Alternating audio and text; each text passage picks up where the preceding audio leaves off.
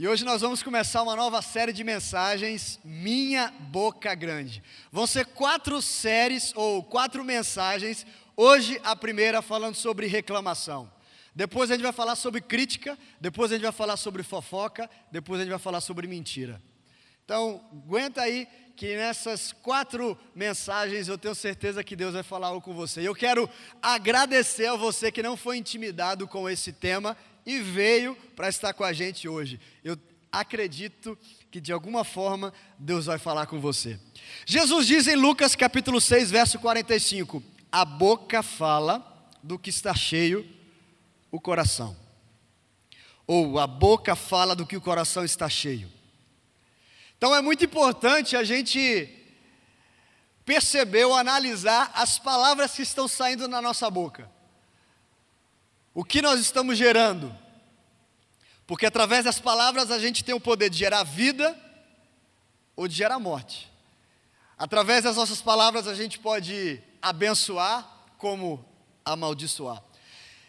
E hoje sobre reclamação, quando eu penso em reclamação,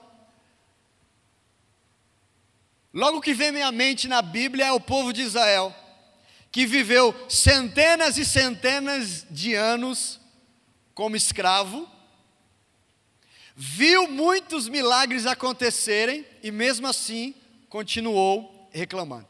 Esse povo viu Deus humilhar os deuses egípcios através das pragas. Eles viram o mar vermelho se abrir e eles passarem no meio do mar. E quando eles terminarem de passar, o exército que vinha atrás ser engolido. Eles viram comida descer do céu para eles. Eles viram durante anos a roupa deles e os calçados não se estragarem. Eles viram muita coisa diferente do normal, do natural. E sabe o que eles fizeram? Reclamaram. Veja o que eles fizeram em Êxodo capítulo 14, verso 11. Disseram a Moisés, será que não havia sepulturas no Egito? Por que você nos trouxe para morrermos aqui no deserto? Veja só o que você fez nos tirando do Egito. O que foi que lhe dissemos no Egito? A gente pediu paz. Estávamos trabalhando como escravos para os egípcios. Melhor seria ser escravo dos egípcios do que morrer aqui no deserto. Até parece com pessoas que a gente conhece. Eu me vejo nesse povo aqui. Mas veja o que Moisés, o líder deles, respondeu.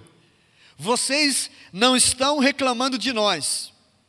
Êxodo capítulo 16, verso 8. Vocês não estão reclamando de nós,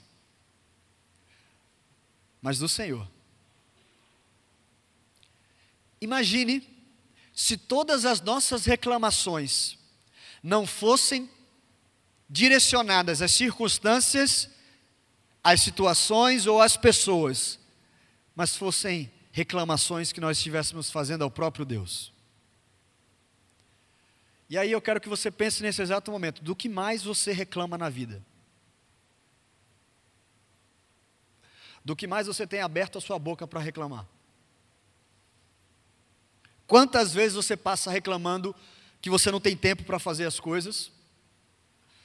Ou no meu caso, que a minha esposa quase todo dia esquece alguma coisa em algum lugar diferente.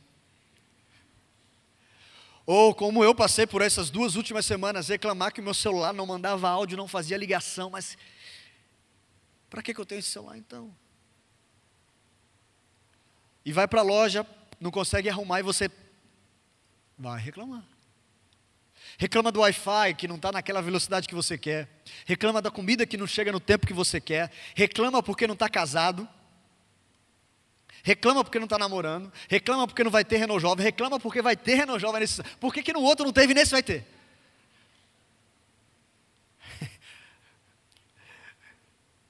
Reclama porque está quente demais. Reclama porque está frio demais. São tantas coisas pequenas, mas que a gente passa no dia reclamando e que a gente acha que não faz diferença. Mas pensa um pouco agora, você tem reclamado de muitas coisas? Frequentemente? Deixa eu dizer uma coisa para você, o problema não é o celular que deu defeito, o problema não é a lentidão das pessoas que em Aracaju não sabem dirigir. Já ouviu essa? Não, porque em Aracaju o povo não sabe dirigir. Choveu, vai ter batida. Mas em todo lugar sim, gente. Mas a gente quer falar porque aqui é diferente. O problema não é a lentidão do trânsito, não é as pessoas que não sabem dirigir, não é o seu professor que não sabe dar aula, não é o Wi-Fi que não está boa, não é porque você não tem isso, porque você não tem aquilo. O problema é o seguinte: o diabo tenta tirar a todo momento os nossos olhos da bondade de Deus, do que Deus tem nos dado, e colocar o foco no quê? No eu. Eu preciso disso, eu preciso daquilo, eu tenho que ter isso, tem que ser nesse exato momento, tem que estar do jeito que eu gosto, tem que fazer da maneira que eu acho que é certo, tem que fazer do jeito que me agrada.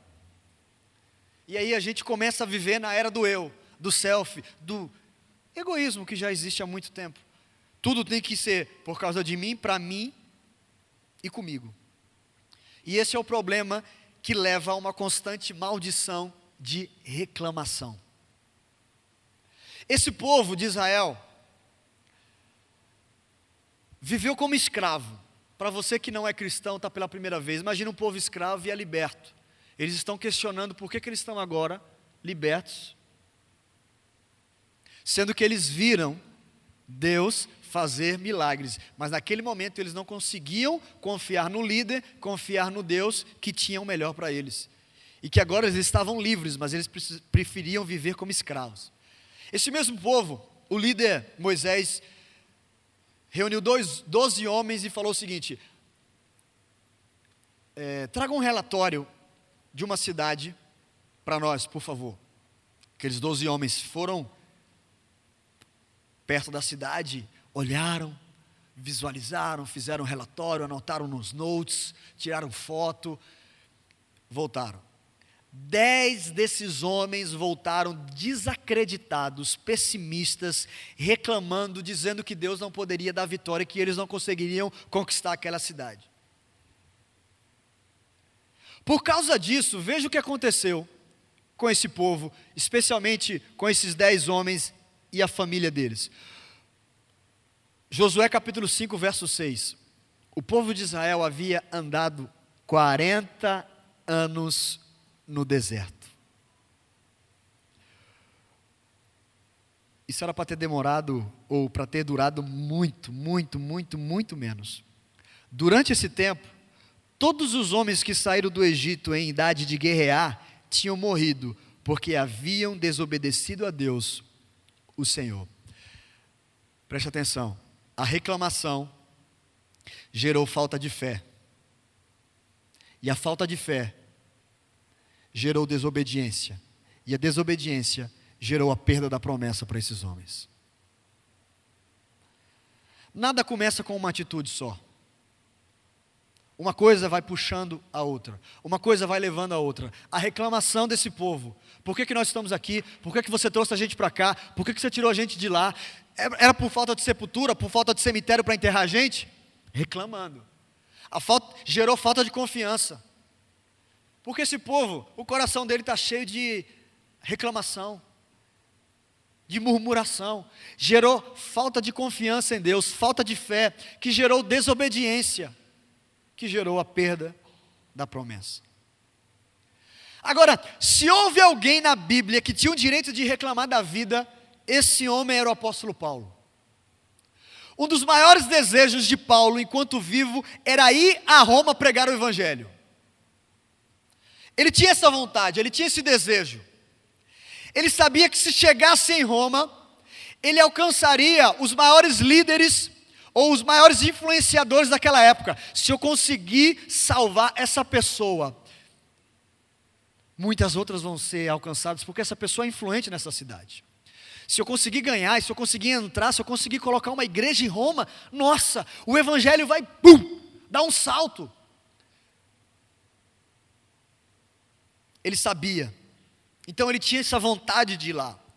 Ele gostaria de chegar em Roma como um pregador, como um evangelista, como um apóstolo, como um homem, como uma pessoa livre. Mas Paulo chegou em Roma como um prisioneiro. Eu tenho vontade de chegar em tal lugar. E quando eu consigo chegar, eu chego como preso. Aquele local que você deseja chegar, aquela pessoa que você deseja conhecer, você imagina a melhor das situações, mas acontece exatamente de uma maneira que você não imaginou e não planejou. Coloque isso no lugar de Paulo. Você tem pregado o evangelho em diversos lugares. Você tem falado de Jesus. Você tem alcançado pessoas. Você tem levado o evangelho para muitas regiões. Você tem servido a Deus com toda a sua força, com toda a sua vida, mas Deus permite que você seja preso e levado nessas condições para Roma, de pregador a prisioneiro. Por que, Deus? Isso é injusto. Eu estou aqui ralando. Eu estou aqui pregando o evangelho, eu estou vendendo tenda para poder me sustentar, eu estou ajudando pessoas, eu estou pregando no seu nome, eu já fui espancado. Cobras já me morderam. Já tiraram pedra em mim. Eu continuo fiel. E essa cidade seria estratégica, Deus, para eu poder levar o evangelho, mas eu estou aqui preso, acorrentado, sem poder tomar banho, sem poder ir e vir quando quiser. Mas em vez de Paulo reclamar o que seria normal, olha a atitude de Paulo quando ele escreve a carta para Filipenses, ou para a igreja de Filipe, lá em Filipenses capítulo 2, verso 14. Façam tudo, sem queixa, sem discussão.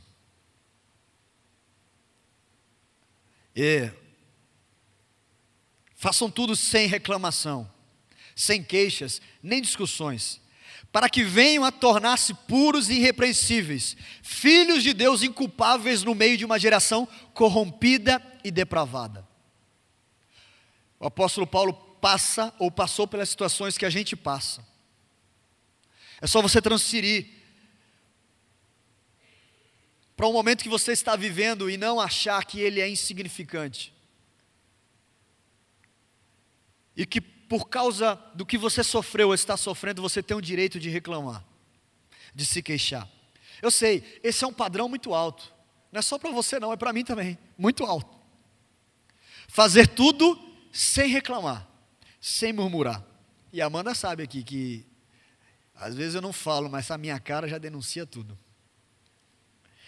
Agora há um doutor chamado Travis Bradbury, é isso. Ele fez uma pesquisa sobre reclamar e ele diz o seguinte, em seu livro: repetidas reclamações ajudam o cérebro, adivinhe, a reclamar mais. Quanto mais você reclama, mais você vai querer reclamar. Imagina, se eu reclamo do cadastro do tênis, eu vou reclamar do carro que eu pego carona, da pessoa que vem falar comigo, da roupa disso, da funcionária tal, daquilo e do outro. Em outras palavras, o que esse doutor está falando é: quanto mais negativo você for, mais o seu cérebro vai pensar negativo. Por exemplo, alguém que não gosta de igreja, ele já se predispõe a não gostar de igreja. Lá só tem gente hipócrita, verdade, lá tem muita gente hipócrita mesmo, como em todo lugar. Aí ele vai, lá tem ladrão, lá tem gente que diz ser amigo e não é.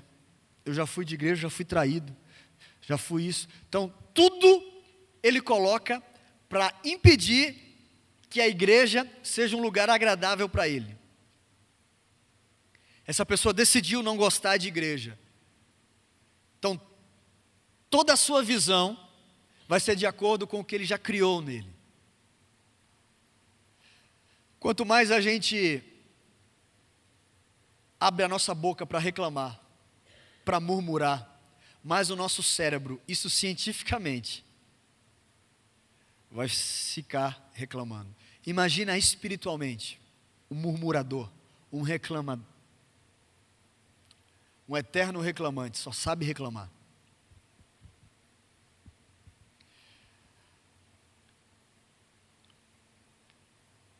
Você só vai conseguir enxergar os defeitos quando você parar de reclamar e ver como aquelas reclamações que você fazia de poucas coisas ou de grandes coisas fazia diferença na sua vida. E esse foi exatamente um dos problemas dos israelitas. Eles eram negativos quando estavam em cativeiro. Consequentemente, eles foram negativos quando estavam livres. Eles eram reclamões enquanto escravos. Eles pensavam negativamente enquanto escravos. Foram libertos e continuaram da mesma forma, reclamando e sendo negativo com tudo que aparecia. Por isso que às vezes a gente não entende. A pessoa melhora, sai de uma posição para outra, consegue alguma coisa, mas não consegue progredir ou avançar, porque não importa o local que você esteja, seja você servo ou seja você livre, seja você funcionário, seja você o patrão, se você não mudar aqui, onde você estiver, você vai continuar reclamando. Eu não sei você, mas eu não quero treinar minha mente e o meu coração para só ver mal no mundo, porque o mundo já está cheio de maldade. Eu não preciso treinar minha mente, os meus olhos e o meu coração para ver o mal, porque já tem muito mal. Eu quero treinar minha mente para enxergar o que é bom, o que é puro, o que é agradável, o que é útil, o que me dá esperança e o que dá esperança para as pessoas. Por isso eu quero dar para você duas atitudes, ao invés de reclamar. Primeiro, se você pode fazer algo para mudar as circunstâncias, faça. Se você pode fazer algo para mudar essa situação ruim, desagradável, desconfortável, negativa, faça. Em outras palavras, não finja que está tudo bem quando não está bem. Foi assim com Neemias lá no Antigo Testamento. Neemias servia ao rei. E ele soube que em sua cidade natal os muros estavam destruídos. A sua cidade natal estava mal. O que ele fez? Sentou, chorou, se lamentou, jejuou e orou. Mas ele não ficou reclamando da situação. Por que ninguém faz nada? Por que o prefeito daquela cidade não toma um jeito? Por que aquela pessoa não faz aquilo? Por que o político não faz nada naquele lugar? Por que o rei não faz nada? Por que ninguém faz nada? Neemias não estava satisfeito com a realidade de Jerusalém, então ele começou a fazer algo a respeito dessa situação. Preste atenção, se há circunstâncias negativas, se há uma insatisfação justa, algo que não está certo, algo que precisa mudar, não fique na reclamação, não fique na murmuração, não adianta colocar comentários nas redes sociais, faça algo útil para mudar essa situação. Não adianta você twittar a respeito disso. Então, se há algo que você pode mudar para melhor, faça. E a segunda atitude, se você não pode mudar as circunstâncias, mude a sua perspectiva. Primeiro foi, se você pode fazer algo para mudar as circunstâncias desfavoráveis ou negativas, faça. E agora, se você não pode mudar as circunstâncias, mude a sua perspectiva. Se você pode fazer algo sobre alguma coisa que está ruim, faça. Não deixe de fazer, não deixe de contribuir, não deixe de falar, não deixe de dar a sua sugestão. Agora, se você não pode fazer nada a respeito, mude a sua perspectiva. Muda o que você fala, mude o que você pensa, mude o que você olha. E essa foi exatamente a atitude do apóstolo Paulo. Ele desejava continuar pregando o evangelho, ele desejava ir até uma cidade para pregar o evangelho nessa cidade, mas ele estava preso, acorrentado a um soldado 24 horas do seu dia. O soldado trocava de turno e ele continuava. Porém, nós não vemos Paulo reclamando dessa situação. Ele diz, Filipenses capítulo 2, verso 17, contudo, mesmo que eu esteja sendo derramado como oferta de bebida, e preste atenção, se você não consegue entender o que ele está dizendo, ou você nunca viu essa passagem na Bíblia, o apóstolo Paulo não está se referindo ao sofrimento que ele estava enfrentando naquele momento, mas ele estava se referindo à possibilidade real de martírio, de morte. Mesmo que eu esteja sendo derramado como oferta de bebida, sobre o serviço que provém da fé que vocês têm, o sacrifício que oferecem a Deus, eu estou alegre. Eu me regozijo com todos vocês. Estejam vocês também alegres e regozijem-se comigo. Eu não sei o que você pensa ao ver esse texto, mas como um homem pode estar em uma prisão, acorrentado a um soldado romano, próximo da sua morte, e ainda estar alegre, oferecer louvor e adoração a Deus e pedir para as pessoas ficarem alegres com essa situação?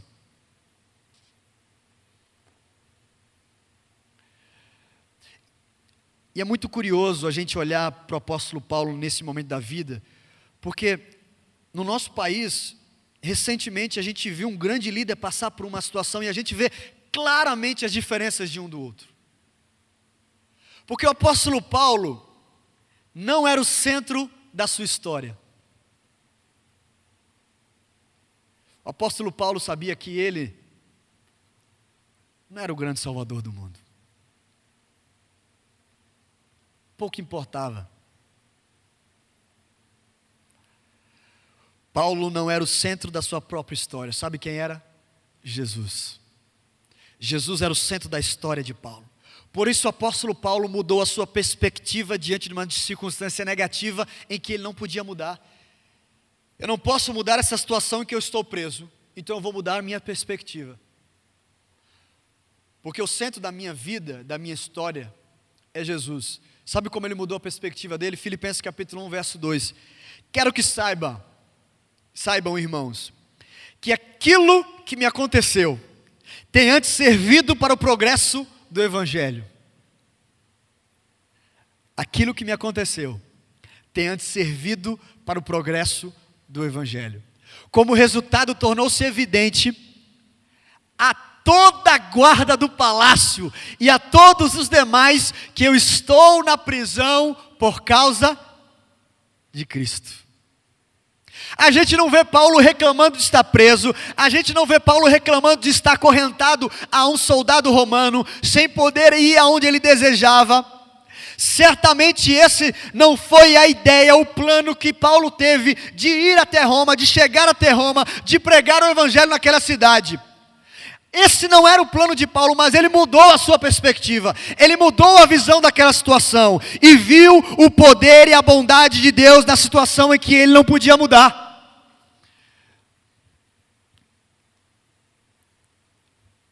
Ei, de tempo em tempo eu tenho um soldado fresquinho do meu lado, com ouvidos virgens, para ouvir falar de Jesus. Eles me servem comida, eles me servem bebida. Eu não paguei nada para vir para Roma. Não foi na classe VIP, mas estou aqui.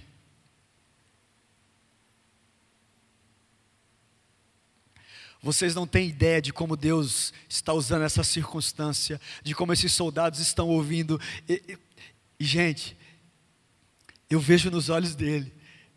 Eu vejo nos olhos de cada soldado, eu vejo, Deus está revelando grandes coisas. Olha, saiu uma lágrima de um, o outro voltou, já estão me chamando de Paulo, já está acontecendo aqui. Vocês não têm ideia o que está acontecendo para o progresso do Evangelho aqui, ao eu estar preso a esses soldados. Paulo tinha motivos para reclamar de onde ele estava. Paulo tinha direito de reclamar. Ele era um cidadão romano, de como estava sendo tratado, que não merecia estar naquele lugar, mas ele percebeu uma coisa: Deus age em todas as coisas, para o bem daqueles que amam, dos que foram chamados de acordo com o seu propósito. Se você não pode mudar essa circunstância que você está passando ou enfrentando, mude a sua perspectiva. Quantas vezes dentro da faculdade, dentro da sala de aula, na roda de pessoas que você tem que se relacionar, você não pode mudar uma situação ou circunstância, mude a perspectiva dentro do seu local de trabalho, dentro da sua casa, dentro da igreja, dentro de algum ministério, enfim, dentro de onde você está. Se você não pode mudar alguma coisa, mude a sua perspectiva. Você pode estar em um lugar que você não gosta, você pode estar atravessando uma circunstância difícil, mas por favor, pare e reconheça que Deus está agindo. Ele tem um propósito. Pode não ser como você imaginava, mas Ele está agindo. E eu pergunto, o que tem acorrentado você, como tinha acorrentado Paulo? Ou como estava acorrentando Paulo? É um relacionamento doloroso? É a sua própria mente? É algo no seu trabalho? Um problema financeiro? É um vício? É um problema de saúde? Se você pode fazer algo sobre isso, faça para mudar. Mas se você não pode, mude então sua perspectiva. Trabalhe duro, se esforce, dê o seu melhor. Faça como tudo estivesse da melhor maneira possível. Peça a Deus entendimento e sabedoria para aproveitar essa oportunidade, esse momento. Se você pode trabalhar, trabalhe. Se você pode estudar nesse momento, estude. Se você pode procurar ajuda, procure. Se você pode fazer algo sobre essa situação, faça. Mas se você não pode, mude a perspectiva. Mude a maneira como você olha para essa situação. Mude a maneira como você pensa sobre esse assunto. Mude as palavras que você fala sobre isso. Ao invés de reclamar sobre algo que você não pode mudar, escolha ver a presença de Deus e o seu poder, mesmo no meio de algo que você nunca tinha pedido a Deus.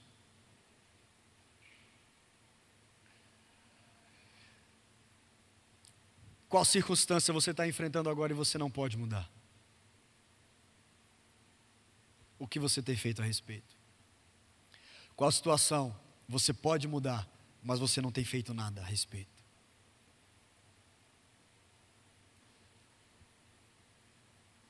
O salmista Davi diz que todo o meu ser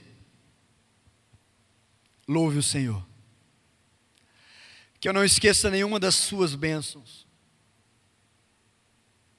O Senhor perdoa todos os meus pecados e cura todas as minhas doenças. Ele me salva da morte, Ele me abençoa com amor e bondade, Ele enche a minha vida com muitas coisas boas. Se você ler Salmos, você vai perceber que nem sempre o salmista Davi, ou os outros salmistas, só agradeciam. Assim como eu e você tinham momentos em que eles reclamavam. Mas nesse salmo, Davi fez questão de parar e se lembrar tudo o que o seu Senhor já fez por ele. Que a minha alma te louve, Deus. Que eu não esqueça das bênçãos que o Senhor já tem me dado, que eu não fique somente olhando para o que está faltando, para o que eu tenho que conquistar, para o que eu tenho que ganhar, para o que eu tenho que fazer. Não.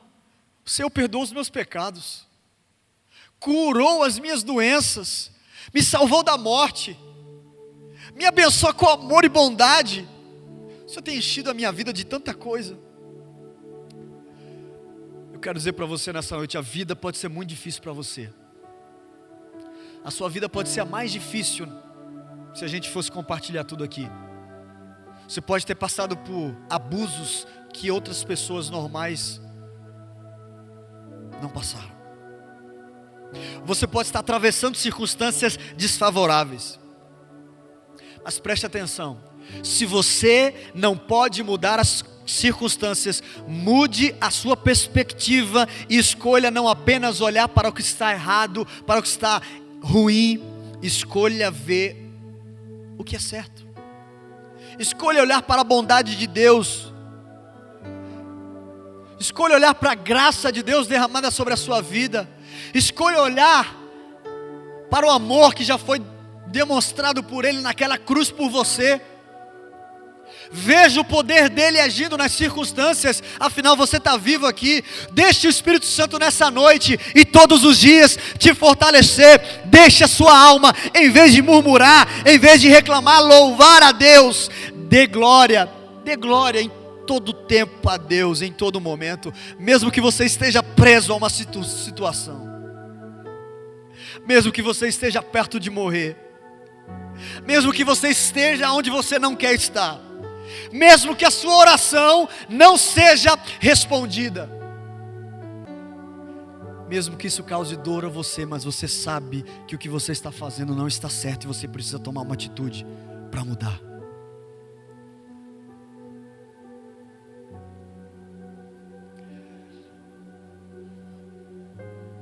Deus está conosco, Deus está com você. Ele não nos abandona. Ele tem todo o poder. Eu quero que você ouça mais uma vez esse verso. Deus age em todas as coisas para o bem daqueles que o amam. Mas morreu alguém da minha família.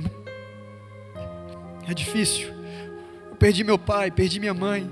Eu fui traído, eu fui abandonado, estou sendo acusado injustamente. Não desejaria que você passasse por isso, mas Deus age em todas as coisas para o bem daqueles que o amam, dos que foram chamados de acordo com o seu propósito. São esses dois princípios que eu queria compartilhar com você. Em vez de a gente ser da geração que nunca está satisfeito com o que tem, vamos ser da geração que coopera para mudar o que está ruim, mas que muda a perspectiva para aquilo que a gente não pode fazer. Eu sei que essa palavra falou com você, porque essa palavra está falando comigo durante toda essa semana.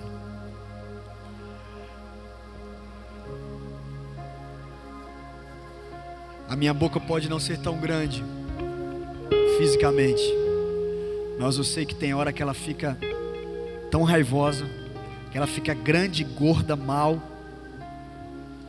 porque sai cada coisa daqui.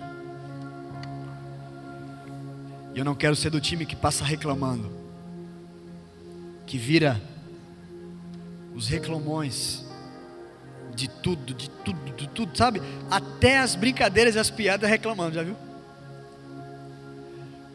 E a gente às vezes carrega um pouco isso, brasileiro. A gente gosta de fazer piada de desgraça. A gente gosta de fazer o povo rir da desgraça. Cuidado. Não permita que a cultura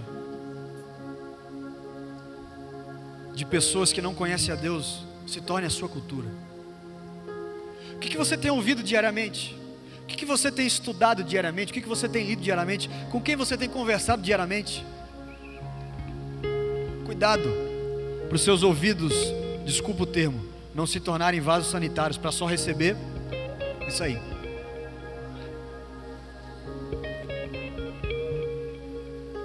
Cuidado com o que você está alimentando a sua alma, o seu coração e a sua mente.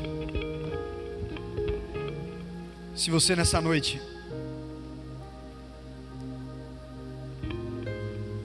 quer mudar a sua perspectiva diante de alguma situação, ou quer tomar a decisão de mudar algo que está desfavorável na sua vida,